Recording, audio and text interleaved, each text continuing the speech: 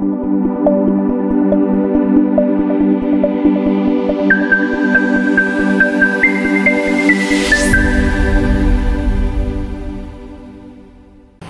சுவிசேஷம் 15ஆம் அதிகாரம் 3ஆம் வசனத்தை நம்ம வாசிக்கலாம்.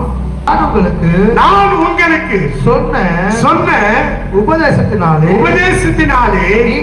நீங்கள் இப்பொழுது சுத்தமாய் இருக்கிறீர்கள். சுத்தம் என்ன தெரியுமா? பரிசுத்தம்.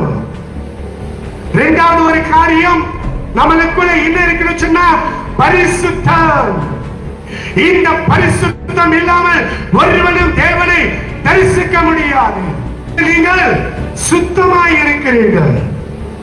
பரிசுத்தமாய் வாழணும்னு சொன்னா நம்முடைய சரீரத்திலே வியாதிகள் வரும், நம்முடைய சரீரத்திலே நோய்கள் வரும். எதுக்கு இந்த வியாதி வருது, எதுக்கு இந்த நோய் வருதுன்னு சொன்னா அபாத்திரமாய் அப்போடைய சரீரத்திலே நீயும் நானும் கையிடும் பொழுது. சில பேர்ல பரிசுத்தமாவே இருக்க மாட்டாங்க, ஆனா பந்தியில கையிடுவாங்க.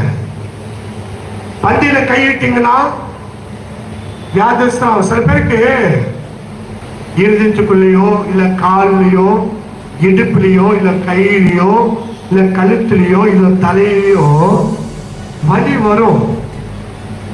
ஆனா எதுக்கு வருதுன்னு டாக்டரால கூட கண்டுபிடிக்க முடியாது. அப்போடைய பந்தியில நீ எப்படி கையிட்டு இருக்கிற? பரிசுத்தம் இல்லாம நீ கையிட்டு இருக்கிற.